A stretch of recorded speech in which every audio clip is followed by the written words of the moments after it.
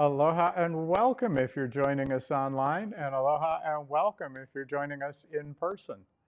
Let me switch the camera angle here so I can talk to everybody.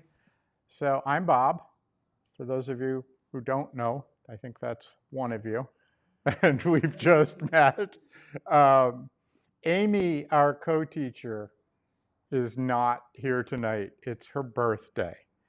So it won't be recording it, but let's wish her a happy birthday. She'll see the video of it later. So our hearts are with you, Amy. I hope you have a lovely day, or have had a lovely day, and continues into the evening. Happy birthday. All right, so we usually start off with some announcements. Most of you know them, but I'll go through them anyway for our newcomers' sake. There is a restroom in the foyer. There are two locks on the door. There's a slide lock when you get inside and a lock on the handle. If you use the lock on the handle, it will let you out without changing it, and then it will lock behind you. If you use the slide lock, you need to slide it. So be skillful in which lock you use is all we ask. I know the code and we're happy to go open it up, but that happens from time to time. Also, the Bodhi Tree has been really, really generous in allowing us to be here at no charge. It's a wonderful place. It's been here for decades now. And generosity is one of the first things that the Buddha taught before he even would teach practice. So if you feel that the Bodhi Tree is a good place to be and you'd like to help the mission of continuing this, and there are sittings beyond this, there's sittings on the weekends and most weeknights, including a new,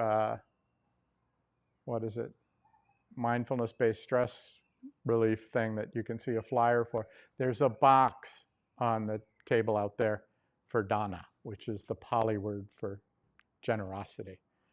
So if you'd like to, we'll allow that to extend to them.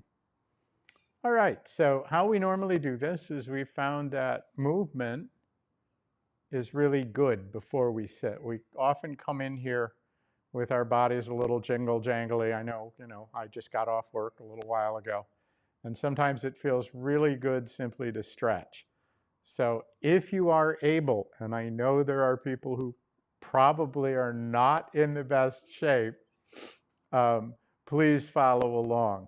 If you're not able to do it, or if you feel some pain when something's happening, just don't do it, right? It's far more important to stay healthy, but do what you can. So for instance, if we're going to raise our arms over our head and you can only go that far, only go that far.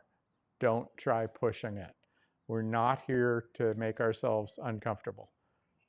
That may happen, but that is not the purpose of it. So why don't we stand up? I think you're pretty tall, so you guys don't put your hands into the fan. We have a gentleman who meditates with us who's about 7 feet tall, and he can't get near those things because he almost walks into them sometimes. All right, so we're going to start simply by standing with our feet about shoulder width apart, letting our knees sag a little, just allowing us to be a little bouncy. We can let our bellies drop. The camera's on me, not on any of you. Just allow ourselves to settle and take a nice deep breath in and exhale completely, and begin to feel ourselves grounding to the floor. You can do this sitting down just as easily. Let our shoulders drop. Let our arms just hang. We don't need to hold them up. We're just seeing how comfortable we can get. You might even want to put a little more weight on the front of your foot, the ball of your foot, than the back. Maybe 60%, leaning just a little forward, taking a little tension off your heels. We'll just stand like this, like my friend Tom says, for maybe 12 or 15 hours. No, maybe another 12 or 15 seconds. All right, now let's just start rocking side to side very gently. We're pushing off with one foot, We're not using our upper body to move us. We're going to use our feet and our legs. Just think of it as if we're at a Taylor Swift concert, raising our light up.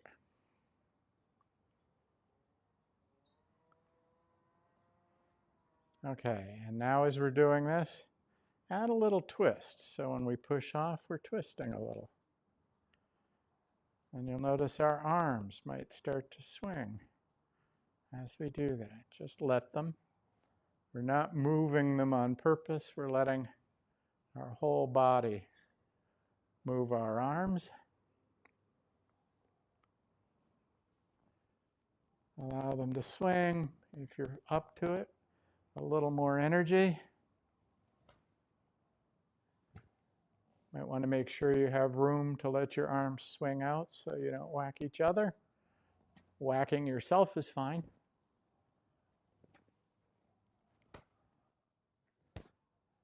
As we get more energy into it, our arms might move up. Tap our shoulders. And again, if this isn't possible for you, perfectly okay.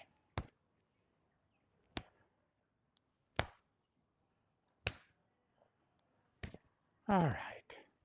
And just start slowing down a little. The arms will come down a little of their own because we're not really using our arms or our shoulders to move them up. Just the speed of our spinning.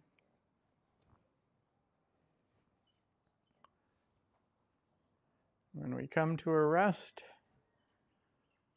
just assume that original standing posture again. And take a few nice deep breaths as once again we ground.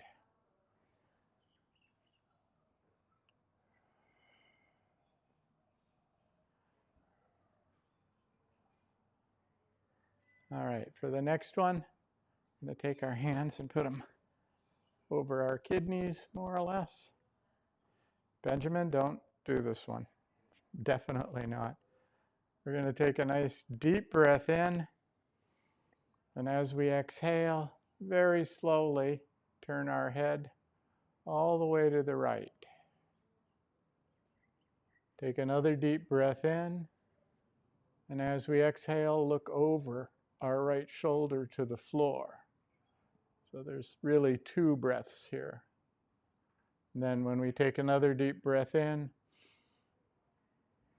we slowly move our head all the way to the left.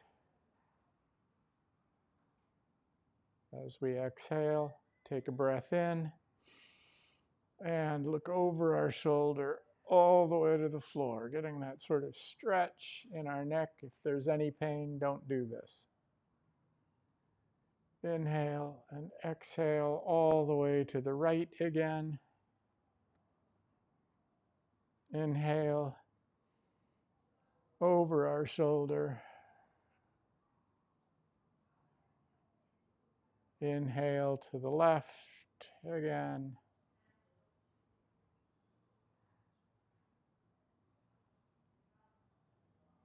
Exhale over our shoulder. And just come back to center.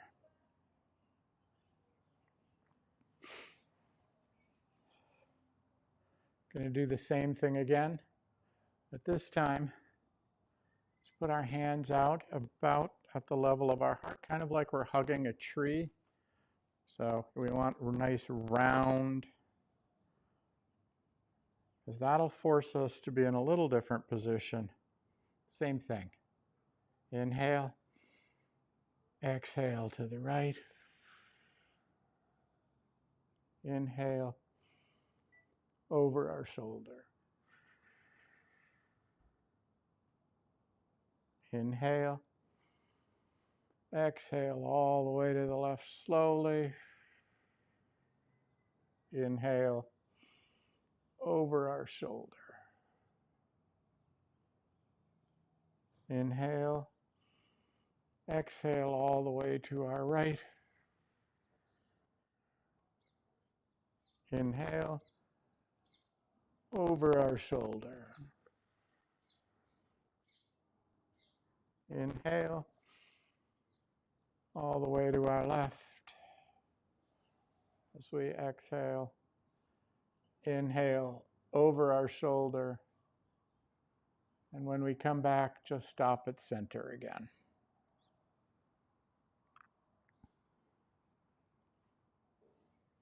All right. Let's mindfully move back to our seat. We're going to do a little movement seated. But just be aware of our movements as we go to our seats.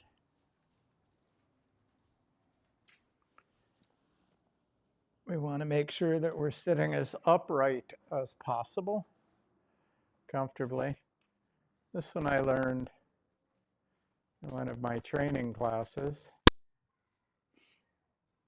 And this is really good if we're in an office all day, as I am, and we don't stretch out our shoulders. And again, if this isn't possible for you, don't do it. But we're not going to particularly worry about our breathing, but do try and keep it consistent. So we're simply going to take our arm, move it up over our head with our palm facing up, touching our head,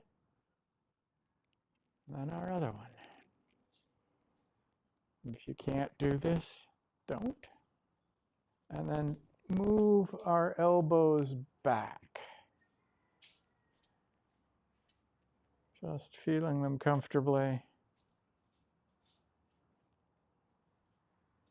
And then you don't need to do this way.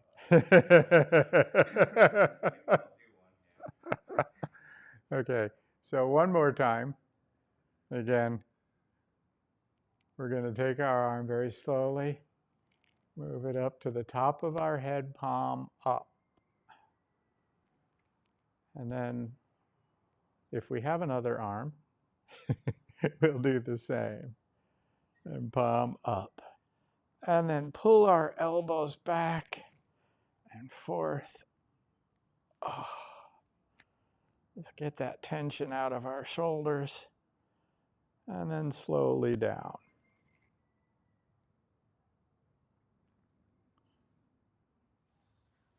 And let's just take a few breaths. Adjust our postures. And tonight we're going to do a very basic sitting because we have someone who's going to be meditating for the first time with us.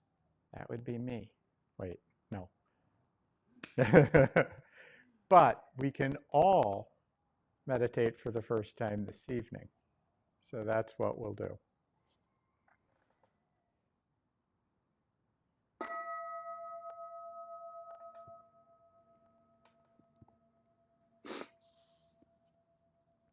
Let's just allow ourselves to settle and find a comfortable position that we can maintain for 20 minutes or so. We want to make sure that we are not going to cramp up. But if we do, please be aware you can move at any time to relieve it. But what I would suggest is you do it mindfully. In other words, you feel whatever tightness there is that needs to be relieved, and you think about what might nurture that spot before we just react. So we'll settle in. I always like to start my meditations with a few deep breaths. So I like to take a nice deep breath in through my nose and hold briefly. And then exhale, taking a little more time to exhale than I did to inhale. Begins physiological relaxation. It's not necessarily part of the meditative process, but it's preparing our body. And a second deep breath in, same way. And if you want to wiggle a little to get yourself comfortable, it's perfectly okay. I do it all the time when I'm settling in. And we'll allow a nice third and biggest breath yet. Hold for the longest time. And as we exhale, just let all our thoughts and plans go for the next few minutes. I promise they'll be back. And we can meditate with our eyes open or closed. But if we're going to meditate with our eyes open, I suggest we look at a spot perhaps 10 feet in front of us, slightly downcast, and our eyes heavy-lidded. But if you're comfortable, eyes closed is good as well. And just as a note, if you find yourself falling asleep or running out of energy, opening our eyes just a little can restore some of that energy. We allow our breathing to return to normal. Whatever that may be, our bodies are really, really good at it, I promise.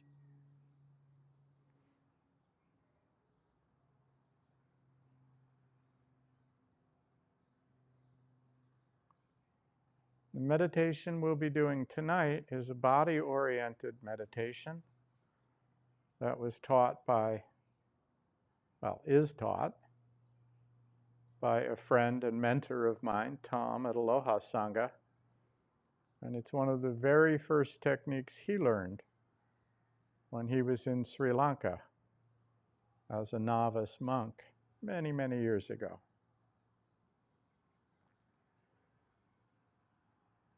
So we'll just allow ourselves to become comfortable, our breath to regulate, aware of our body, aware of the sounds around us.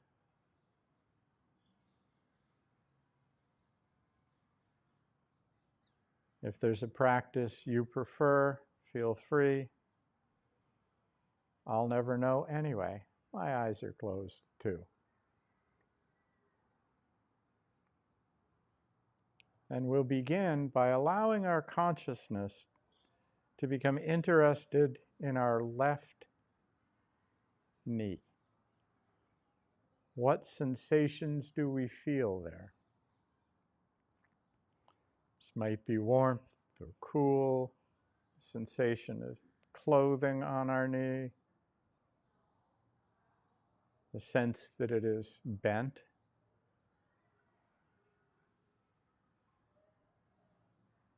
And we'll just briefly note silently to ourselves, touching, touching.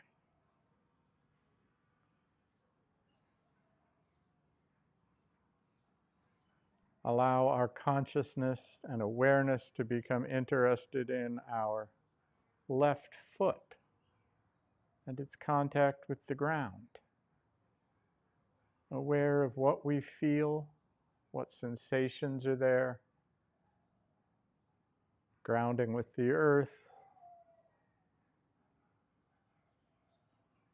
whatever our toes are feeling, and again, touching, touching. Just a note. We move to our right foot. Again, becoming curious about what we feel,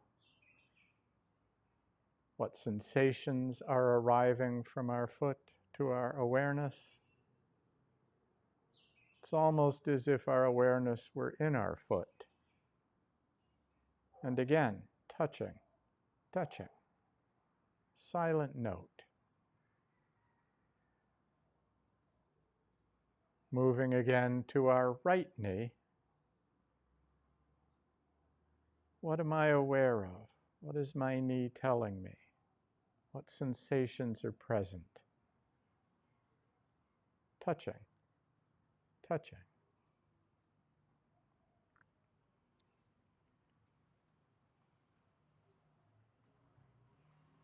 Moving again to our hands, our right hand perhaps.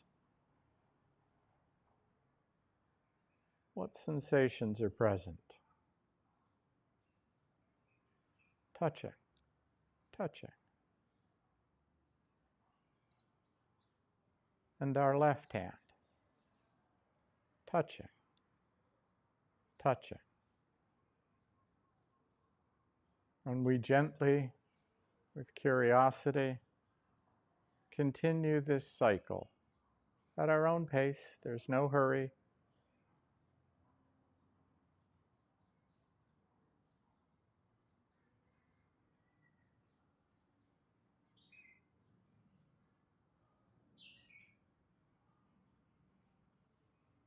If thoughts wander in, that's perfectly okay. It's totally natural. Really, there's no way to keep them out, so we just allow them to be present.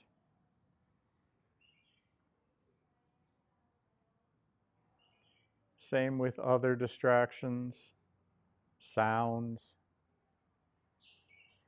Allow them to arrive and pass on their own. And we continue becoming aware of this cycle of knee to foot to foot to knee to hand to hand. If we're pulled away by a thought, or train of thought, and we've noticed, congratulations. That's the mark of a good meditator.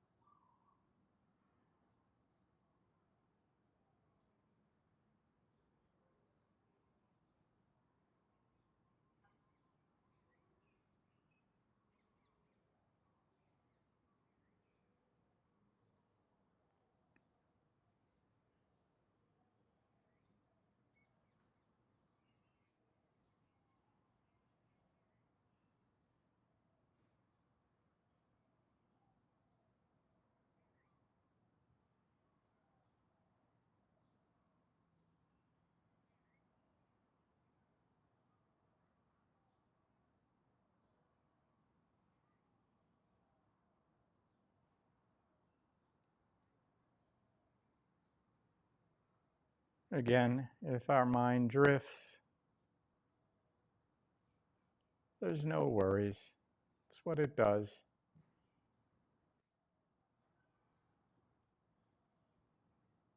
We just do much the same as we would when training a puppy. We just call our attention back and begin again, rewarding ourselves for having noticed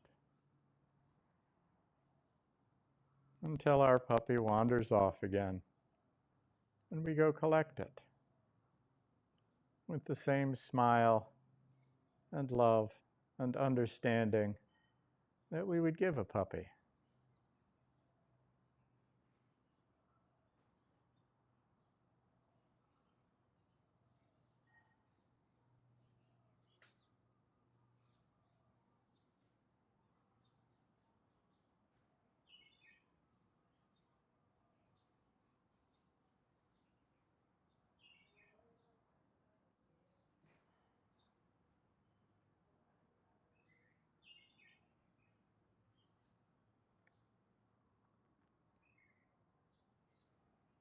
For these few minutes, we really have nowhere to go, nothing much to do, no one to be. Just allowing our awareness to take in whatever arises.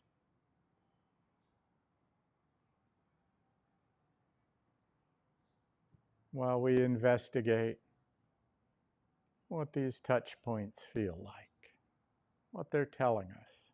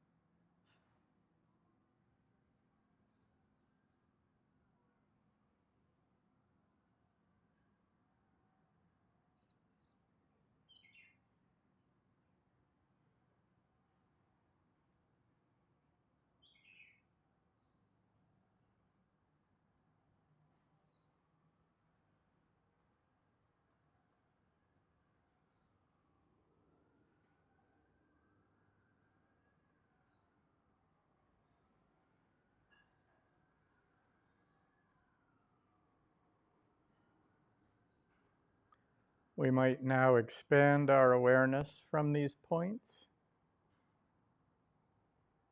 and see if we can become aware of our whole body.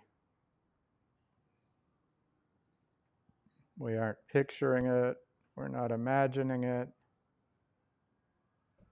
we're simply experiencing it, perhaps as a field of energy. Fluctuations here, there, with the same curiosity that we did as we investigated each of those touch points.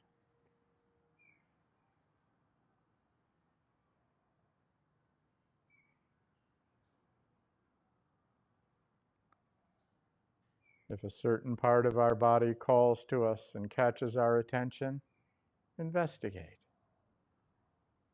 What am I feeling?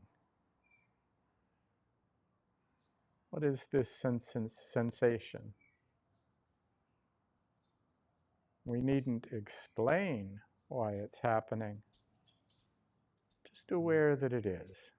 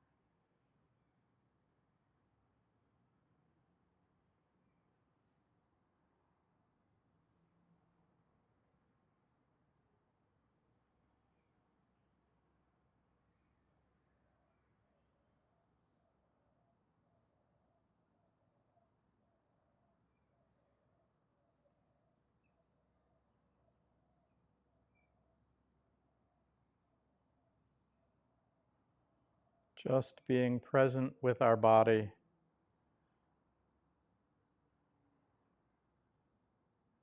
which has brought us here tonight. Thank you, body.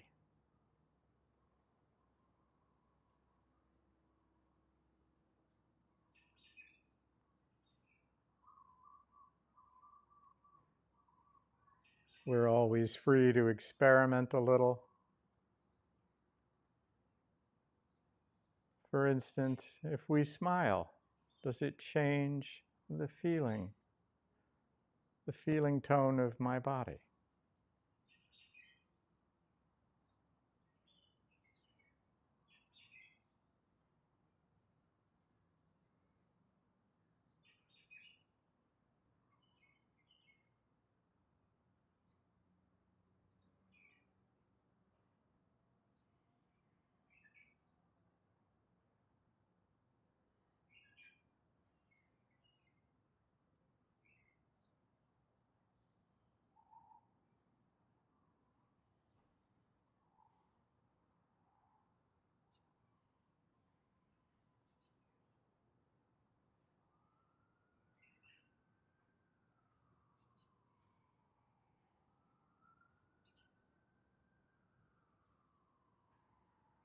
The breath is an act of the body.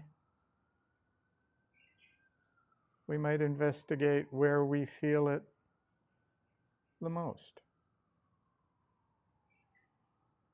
Though if this isn't comfortable for you, as it isn't for some, continue with other explorations.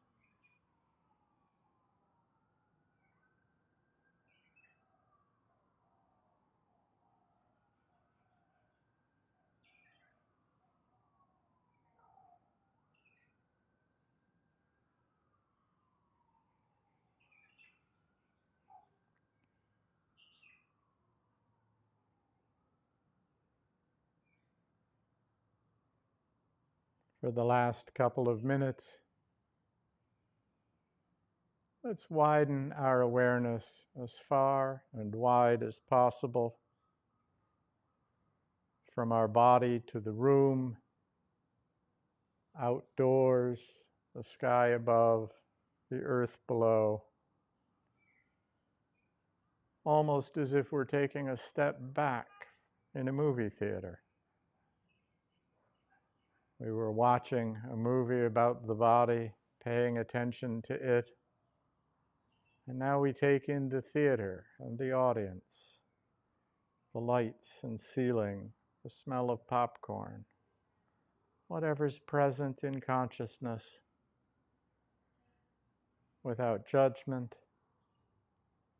without pushing away, without clinging, just allowing it to be here, curious about it all.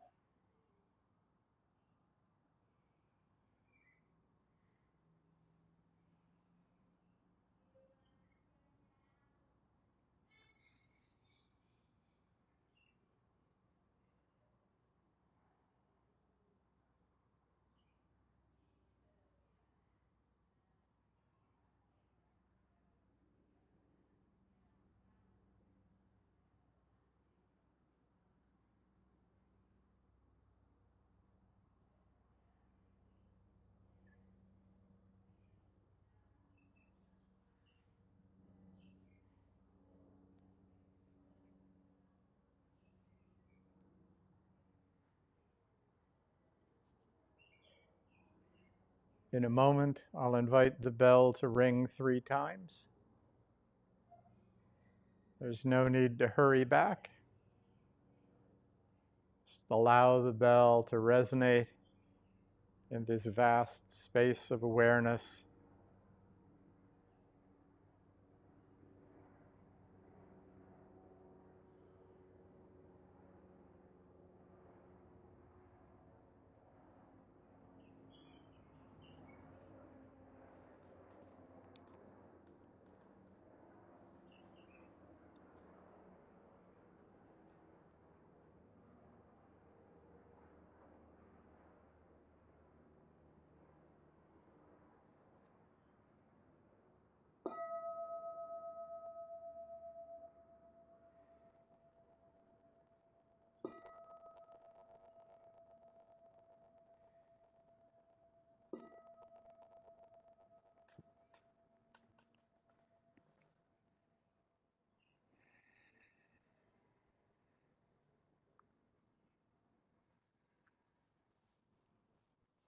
No need to hurry back, but we'll take about a 7-minute break now. Again, the restrooms in the foyer. If you'd like to go outside, that's fine. There's also some water in a cooler there with little cups. We just ask that you don't bring an open container in here. If it's closed, it's perfectly okay. And we would ask that you do this and remain in silence. And I'll call us back with a bell.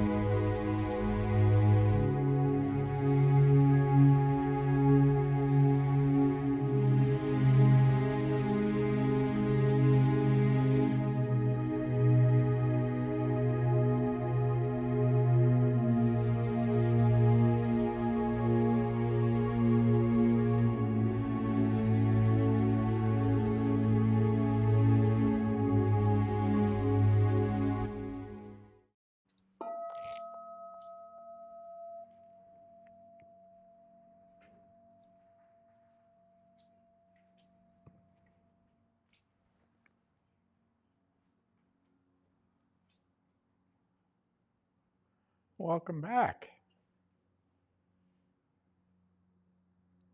So this is the part where I talk for a while.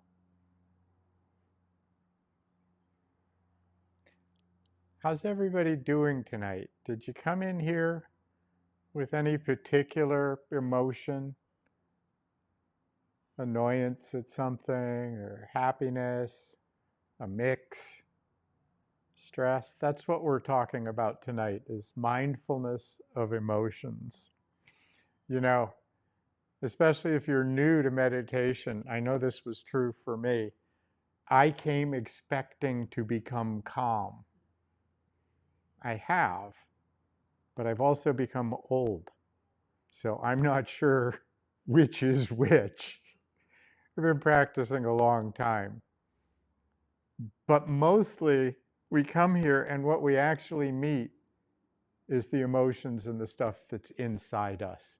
We don't come here and take a few deep breaths and immediately go, ah, I'm blissful. And sometimes those emotions can be intense.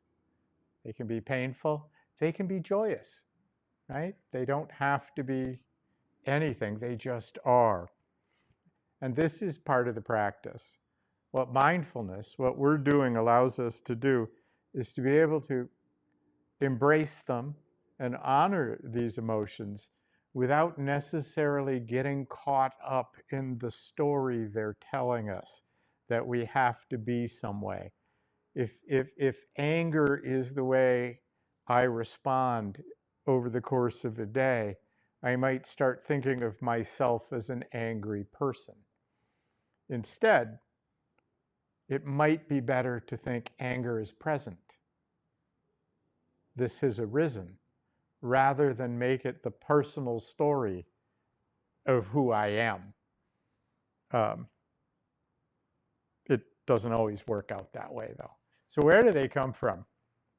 Well, the very first thing that happens, and you may have noticed this just instinctually, is something we call feeling tone, which in the Pali word, with the Pali canon, what the Buddha's teachings were, it's called Vedana. And essentially, it just means that initial sense of pleasant, unpleasant, or neutral, right? There's no judgment about why, I'm not, but there is. This is unpleasant, this is pleasant. But what I mean is there's no story behind it. It's just that initial reaction to something. Then we layer the story on, right? But if you put your hand on a hot ring, on a hot stove ring, ouch, that hurts. It's unpleasant right away. That would be it. Then our brain goes, oh, because I touched a hot stove ring, I probably shouldn't do that again. And then we do later and go, oh yeah, now I remember I shouldn't have done that.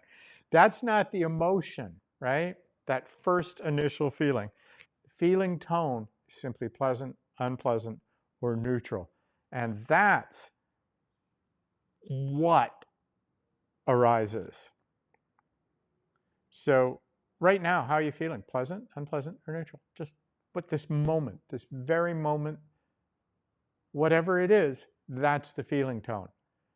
And now you might be going, yeah, this is really neutral. I'm bored because this guy's boring me up here. Or I've been sitting for so long now, my butt hurts. That's unpleasant. That's all the stuff we add on to whatever that sensation is, whatever that message is to us. And here's what happens. When something is pleasant, we tend to lean into it. I want more of this. Right? When something is unpleasant, ooh, I don't want to do that. Let's not do that, right? Especially if it means touching a hot stove. Yeah, please don't do that. But when we were doing movement before, if something's unpleasant, it's like, oh, I want to back off. If something's pleasant, like, oh, yeah, this is great. Let me do that some more. And there's also neutral. And that can just lead into drifting and sort of zoning out. Oh, this is just neutral. The thing that would arise for me before a lot of practice was that's when I would start noticing I was bored. And one of the things I do to avoid boredom is get interested in stuff like my breath or what my feet feel like. So we can always do that. The Buddha, who's sitting behind me, not in person, but in effigy, if you will, wrote about this, and he talked about something that's really important to think of, I think, which is the two arrows. When touched with a feeling of pain, the uninstructed person sorrows, grieves, and laments. Touched by two arrows, they feel the pain in the body and in the mind. And then he contrasts this with a well-trained mind. The well-instructed disciple, when touched with a feeling of pain, feels one arrow, not two. So think about this way. You've touched a stove when you were a kid, and it was hot, and you burnt yourself, and you promised never to do that again. And you do it again, and you immediately have that pain. That's the first arrow. The second arrow is the story you now tell yourself in that, I'm such a stupid person, I should never have done that. I'm feeling really unhappy about myself at this moment. That's sort of the psychic pain. That's the second arrow. Now, it's gonna arise. I mean, like this is, the Buddha might be able to not do that. I can't.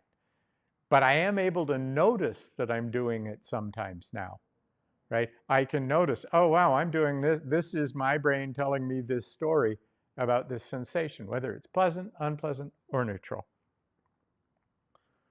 Other things that can trigger them are something we actually call the 8 winds. So it can be triggered by anything, right? The body, memories, right? You can have a pleasant memory, oh, that's pleasant. You can have an unpleasant memory, oh, that's not pleasant. You can have a memory that's like, it's neutral. Someone's tone of voice. I mean, what if I talk to you like this? Did you immediately get a sense of tone from that? What if I said, oh gosh, it's so good to see you all? And it is. Does that bring a different feeling, a different tone up? A headline can do it. We walk by the news and it says more rain, something we're going to get here probably. We immediately have a reaction. Oh, that's unpleasant, or great, my garden's going to grow, or whatever it might be for you. But then we start adding on and having this emotional reaction to it. Like, oh my God, I don't want to do the rain. I can't get on my bicycle. This is terrible. I won't get any exercise. And I just go on and on and on.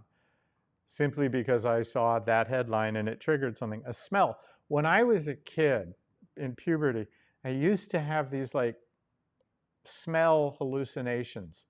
And they smelled kind of like a dead rat. And I know this because I have smelled a dead rat in a corner. And I would have these sort of like, and I would go, wow, that's really weird. They went away, okay? But they were always kind of like, oh my God, that's unpleasant. And I would like, why is there a dead rat? Until I learned that there never was one. I think it was just some hormonal thing during puberty, and it stopped by the time I was in my 20s, or early 20s even. Or a cultural mood. You know, we spend a lot of time in this culture thinking about the culture. Not sure what that is. It's just a sound. Was that pleasant or unpleasant or neutral, that sound? Not what the animal's feeling, to you. All right? That's Zuzu, by the way. Lovely little dog, actually. Okay, another one are the 8 worldly winds. And these are the things that sort of come up that trigger us. It could be praise. Oh, you guys are wonderful. Or blame. Was that one of you making the noise? Right? There's a little difference there. Gain or loss. Right? If we gain something, we feel good. Oh, that's pleasant. If we lose something, oh, that's unpleasant. And then we get into this emotional state about it. Pleasure and pain. And honestly, I notice a lot of people in here who've had some pain recently, so I completely understand. I've had knee replacements and hip replacements, so I'm with you. I'm pretty good at the moment, but I do understand pain and not pain. And fame and disrepute. You know, I was the program chair for a conference, and this was praise and blame and fame and disrepute. I was the program chair for a conference recently of about 1,000 people. And I had written the program. I picked all the topics. I got to sort of pick the speakers. And a lot of people were coming up and going, oh, the program's wonderful. And I'm like, thinking, oh, this is great. And of course, someone would come up, there are too many topics. Why is this going on so long? And I'm thinking, oh, this is terrible. right? And so there I am being buffered by these wins, right? Being praised, oh, I feel good. Being blamed, yeah, I wrote the program, sorry you don't like it, right? Fame, oh, Bob, you're this greatest guy around. Bob, how could you do this? Each one produces the tone before the emotional layer comes on. Before I have that, oh, I feel wonderful about this, there's an immediate feeling tone. That's what the Buddha's talking about there. It's pleasant, it's unpleasant, it's neutral. That certainly was a program, Bob. I have no idea what that means, so neutral, I would guess. They come and they go. In the course of a minute sitting here, you'll probably have many pleasant little feelings and many unpleasant and probably more neutral than anything.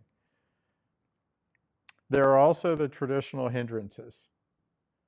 And this gets a little more into Buddhist texts than the Buddhist canon, but that would be wanting, desire, and aversion, or restlessness and torpor and doubt, right? What is he talking about? Does this make, I don't think I should even bother being here. He's not making any sense at all, right? So we can name them, and that takes some of the power away from them. But they will trigger these same sorts of feelings. And where do they come from? Where does all of this stuff arise? And where do we feel it? Well, there's three places most of us feel it. I know I'm mostly in one of them, and I'll tell you in a second.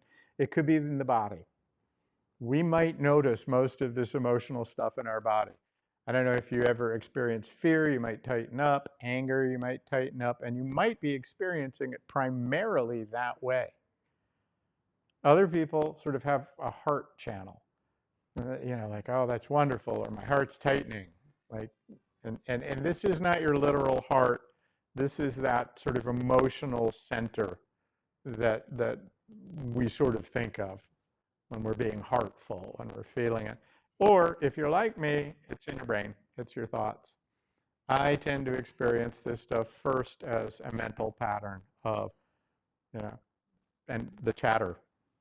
The committee up there starts going off in one way or another with thoughts and judgments and beliefs and just utter nonsense for the most part, right? In the heart channel, it's opening and closing, perhaps warmth or trembling.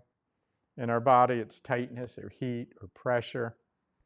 And most of us, I think, have one that's sort of dominant, but I know I experience it in all of them. Primarily, though, it's my thoughts that go off on this. So you might ask yourself, if you have a little time, where do emotions show up for you? Where do you feel them first?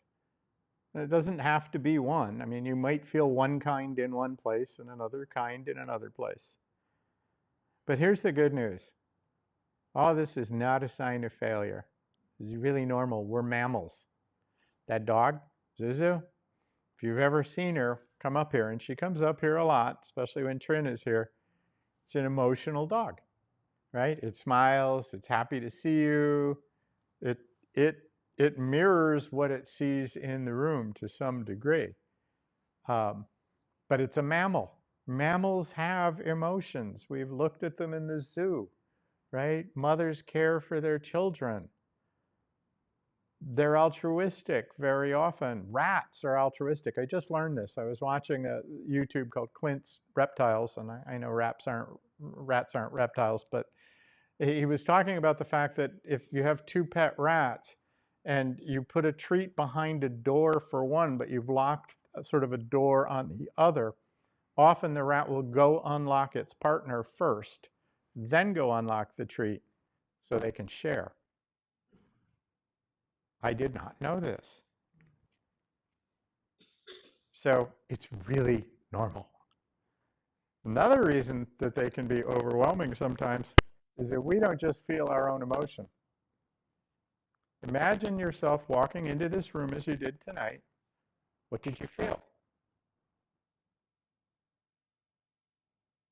Did it mirror what other people in the room looked like they were feeling. Imagine going into a business meeting that's tense. My body tightens up. I know, I had one today. I work in a business and I was at a meeting and it was uncomfortable and I was like, wow, I'm uncomfortable. And I'm like, no, I'm not. This is everybody being uncomfortable. And so I took on that emotion, and that is sort of a limbic resonance, right? We have a resonance with the people around us. If someone's grieving, the room will feel it. If there's a child having a birthday, oh, by the way, once again, happy birthday, Amy.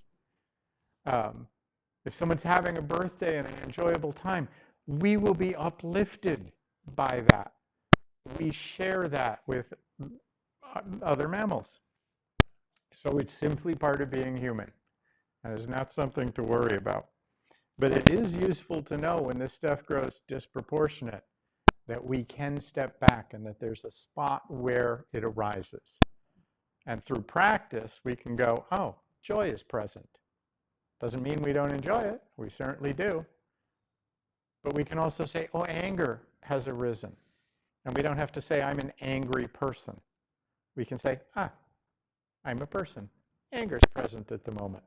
And it gives us that sort of relief of having to have this story about myself based on just whatever the weather is. Because mostly weather changes, right? It was sunny today. It's going to rain tomorrow. It was raining last week. It'll be sunny again, right? 300 days of the year, it's beautiful. The other 50 kind of suck, but they're 65, I guess. But so if you have emotions when you're meditating, and I just want to point this out, you're not doing it wrong. Right? This is not a state where we achieve perfect mental clarity overnight, or ever, really, except for that guy, maybe. It's not a place where they aren't going to arise. Even I was on a 3-week meditation retreat, and I remember during one of the meditations, anger over a situation just was overwhelming. And I was like, whoa, that's pretty crazy, right? There I was, sitting doing nothing, and all of a sudden I'm just overcome with this. And of course it had to do with the memory. And when I was able to go, oh, that's what it is, right? I'm experiencing anger arising. I was able to step back from it. So what we want to do is acknowledge it's there, sense it, let it be present. We don't have to build ourselves around it. We're not practicing to eliminate emotion. We're practicing to relate to it a little differently, right? Instead of having to feel that second arrow, we might be able to stop the process and just go pleasant, unpleasant, neutral. Or we might have to shoot the second arrow ourselves, but we might choose a different arrow. We might choose a way of relating. I'm not sure that's possible. I don't know whether the Buddha would agree with me, but we do. I have a friend who years and years ago called up someone she trusted as a mentor and said, oh, this person made me so angry. And the mentor said, oh, so you chose anger as your response to what you were feeling. And admittedly, she had to admit that's what had happened. She's chosen that. Anger arises, but we can just go, oh, anger's arisen. I can respond to it differently. Or joy has arisen. Yeah, I'm going to go with that one. I very rarely choose to respond differently to that one. There's a wonderful poem, and it is about difficult feelings, by Rainier Maria Rilke. It's called Let This Darkness Be a Bell Tower. And so it is a little on the dark side, but it can apply to anything, any emotion. Quiet friend who has come so far, feel how your breathing makes more space around you. Let this darkness be a bell tower, and you the bell. As you ring, what batters you becomes your strength. Move back and forth into the change. What is it like? Such intensity of pain? If the drink is bitter, turn yourself to wine. in this uncontainable night, be the mystery at the crossroads of your senses, the meaning discovered there. And if the world has ceased to hear you, say to the silent earth, I flow. To the rushing water, speak, I am.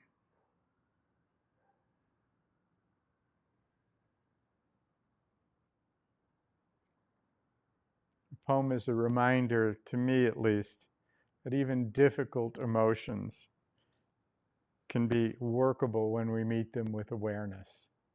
That awareness starts with the Vedana, the feeling tone, and being aware that it's there, and not pushing these things away, but letting them resonate through us like a bell. Let's sit again.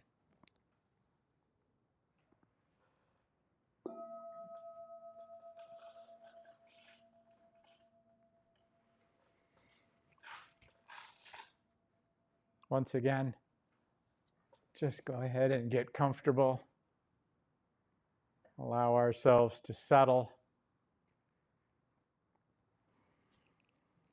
Just let our breaths go in their own rhythm.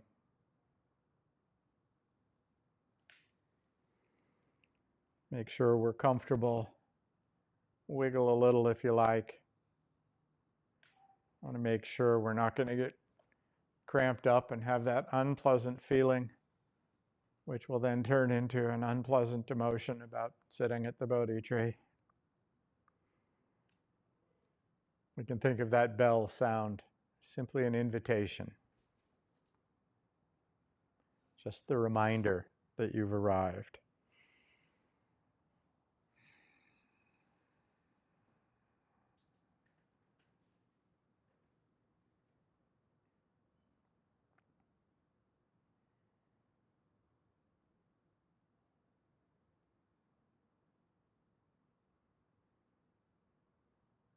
Allowing ourselves to feel the weight of our body,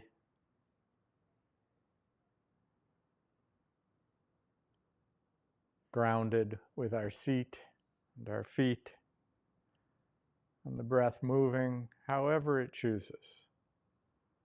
There's nothing to fix here. It just is.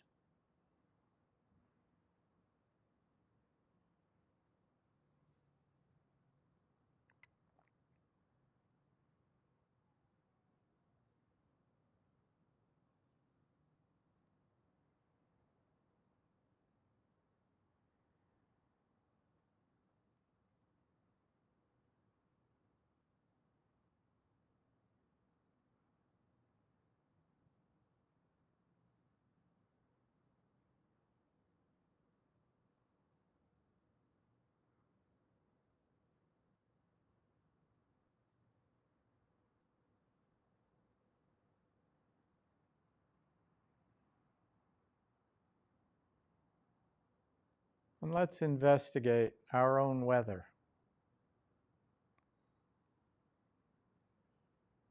What is our emotional weather at the moment? Not the reasons for it, not what happened today, just what's present. Calmness or restlessness, tiredness, hopeful, irritated, or just blank. What's present? Not to change it, just to allow it to be present and know that it's with us. And it may change at any moment.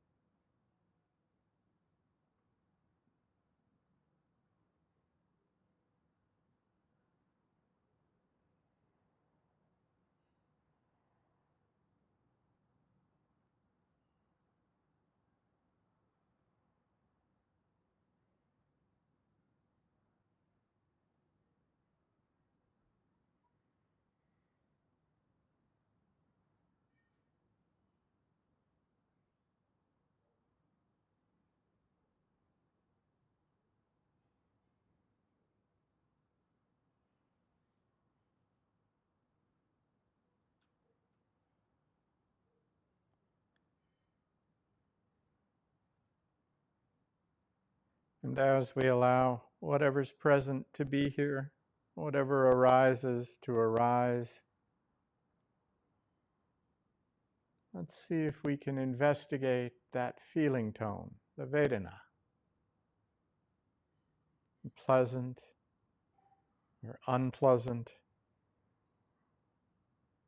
neutral. That's all. Not why, not how, just that.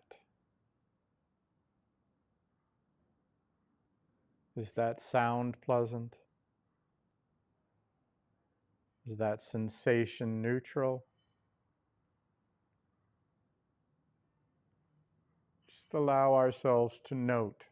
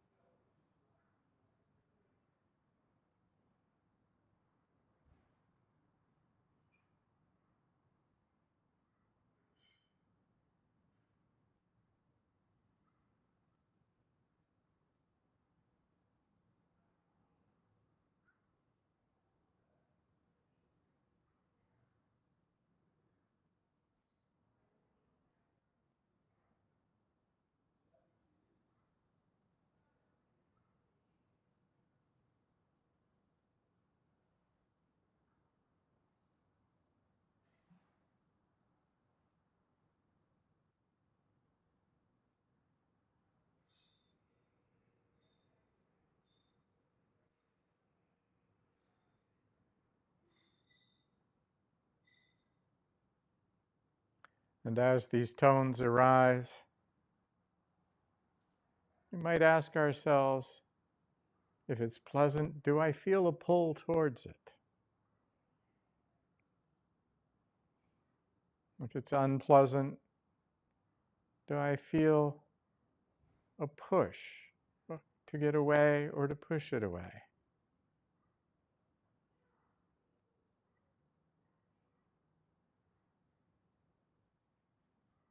We're not trying to do any of those things. We're just recognizing the pattern.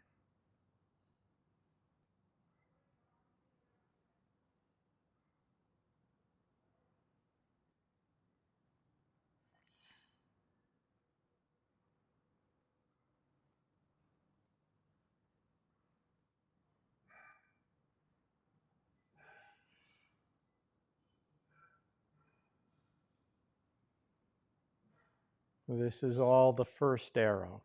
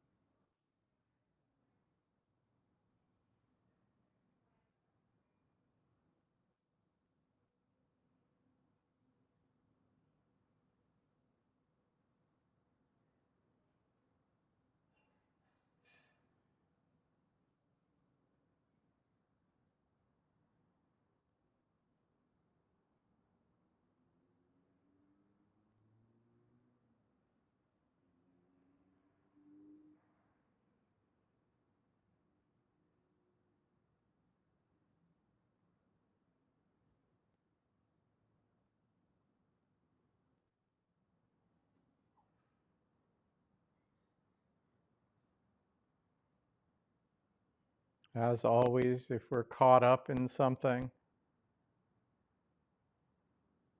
that's fine. It's perfectly normal, even expected. We just return. allow ourselves to begin being aware and noting that first response to whatever arises, the Vedana, the feeling tone.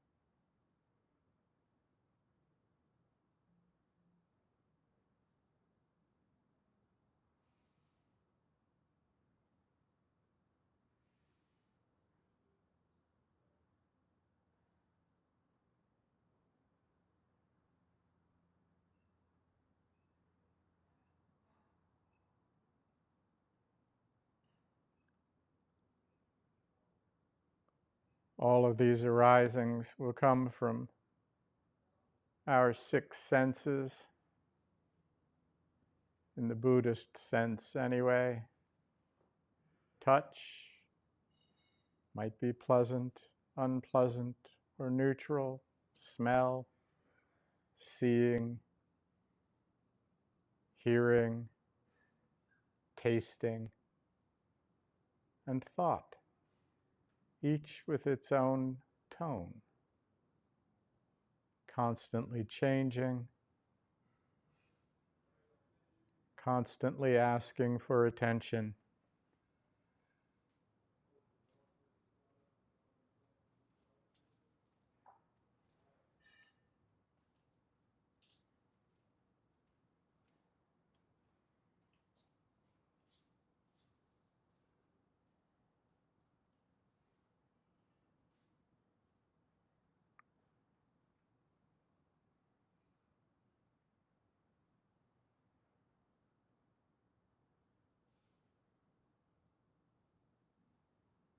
And we might even, if strong emotions arise, ask ourselves, is this even mine?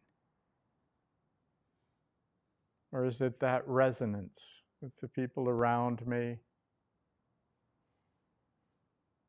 my culture, even the wider world?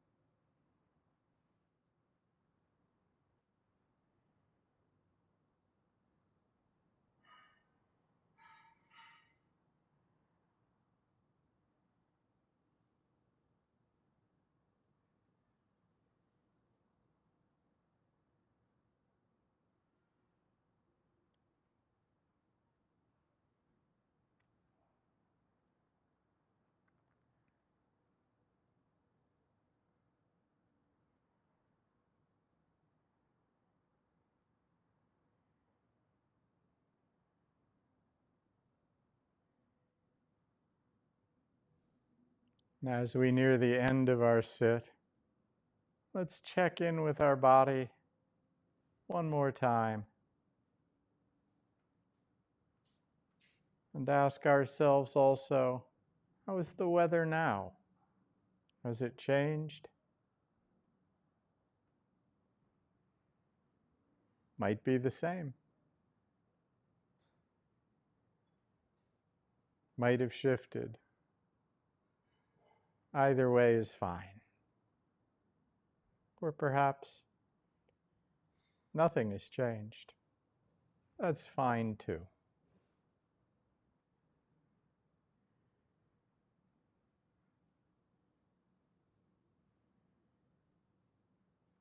In a moment, the bell will ring.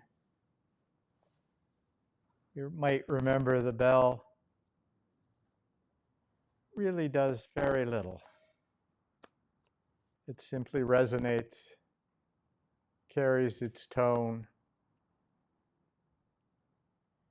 throughout the room,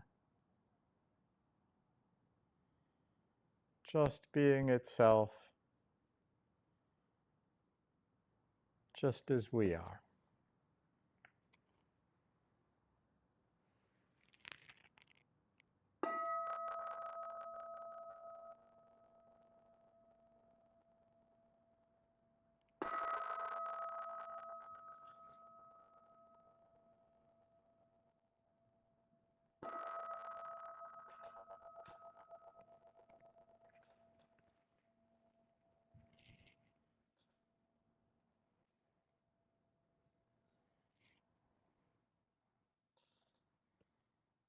If you're on our stream, we'll be shutting it down now.